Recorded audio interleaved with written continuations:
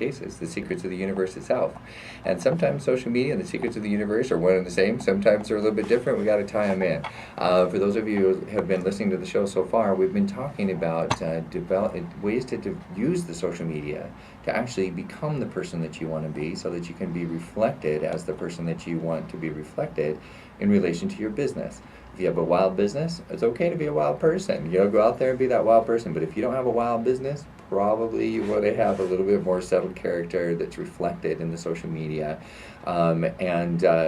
Also, it actually helps you become a better person in general. And there's nothing wrong with becoming a better person, a better citizen, a better community member, a better husband, a better wife, whatever the case might be. So that's what we've been talking about up to this point.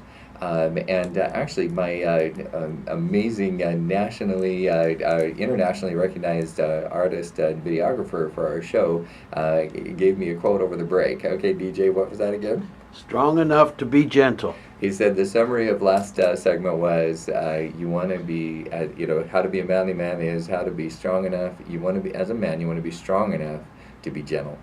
And that is essentially what a manly man really is all about, and a true gentleman. That I guess that is the summary of the two. So that's what you want to reflect out there, unless of course your business would get destroyed. If Megadeth went out there as a gentleman, I think he'd probably lose fans. All they did is one of their albums was a little more calm, and they nearly lost half their fan base. The fan base wanted to be all about death and wild thrash metal and whatnot, and they tried to be a little bit. I think it's because Metallica was starting to become a little bit more ballad oriented, and when Megadeth tried it, they nearly lost their fan base. So everything, when you can pay attention to who your audience is in both sides. If your audience wants to see a settled, good character, a person with good character leading a company, then make sure you project that image.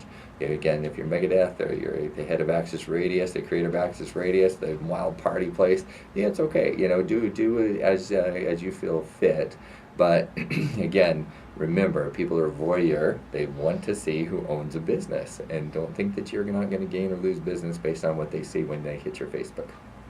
Okay, so now moving on to the social media and search engine optimization, how to tie those together. So Hummingbird has been one of the new releases that has come out in the Google algorithm, and it's caused a lot of consternation with both from the standpoint of social media as well as the search engine optimization, search engine marketing companies. SEM, if you see that SEM, that means search engine marketing, which is very often a combination of SEO and social media.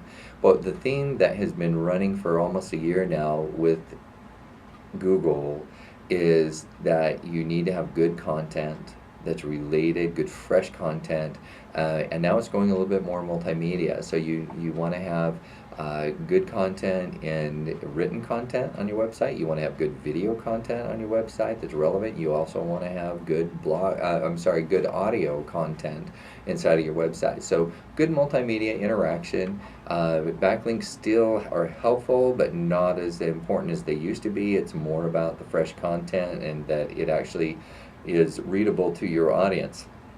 If your audience is PhD level, then it's okay to write PhD level. But if you're writing PhD level and your audience tends to be 8th graders, hey, you know what? Google's not going to put you up high on the rankings for that. So you want to be able to write to your audience, and Google will be the judge of that. So these are all things that are very helpful. But Hummingbird talks about content. And guess what the social media is? It's content. You have your blogs, you have your Facebook, which tends to be a combination of written as well as pictures and some video, but not so much. Obviously YouTube, emphasis on video content, Instagram and Pinterest, very, very strong on the picture content. You may have videos in there here and there, but again, their emphasis areas on the pictures, and then your audio content. To be honest, nobody. Well, I'm not going to say nobody.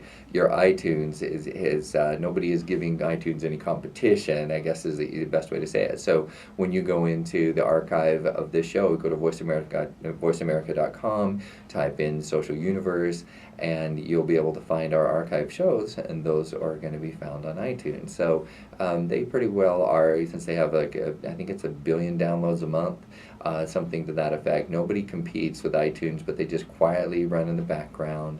And I don't tend to be please don't stop listening to this show, but I don't tend to be a huge fan of of Apple and Macintosh. So that's my age there, using that term there. But I tend to not be a huge fan of their products just because they're not open. And then the final thing is, don't forget to incorporate your mobile users. I mean, there's early this morning, I had some things that I needed to get, and rather than running errands, I just jumped on my app on Amazon and bought them.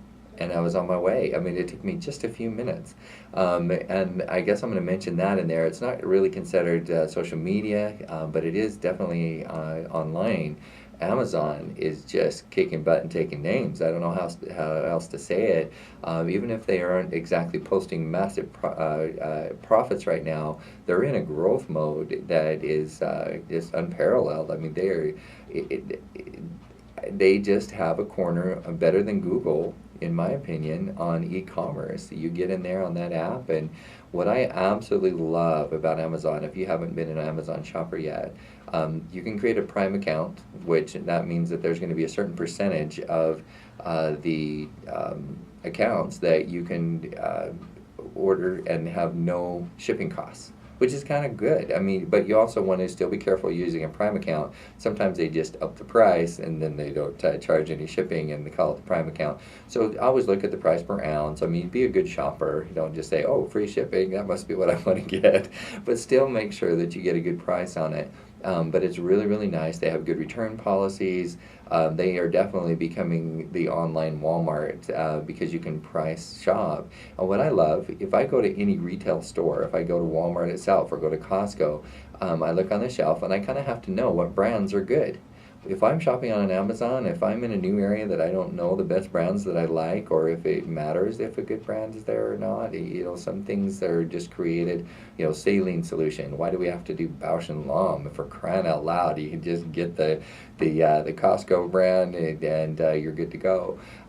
So I'm not an eye doctor recommending that, but as a user myself, I think it's great, and you can be a 30% less cost. Why should I pay for Bausch and Lomb prices?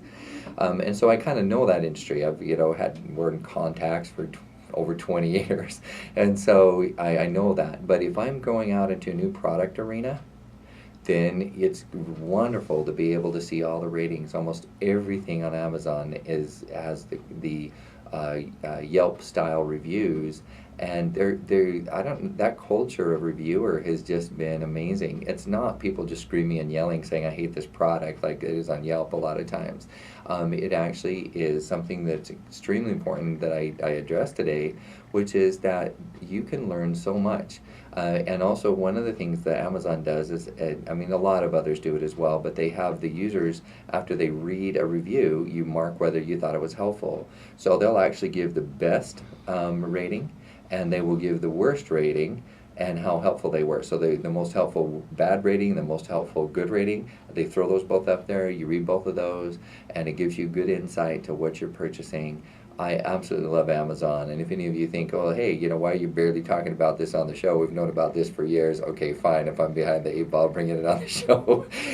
But I think more and more shoppers are using Amazon, and you may want to consider tying Amazon into your website using their e-commerce. And so I'll just kind of leave it at that. Also, if you want to call 480-296-1776, I have a very good referral partner and friend that I would recommend to you if you want to know all the tricks of the trade on how to sell on Amazon.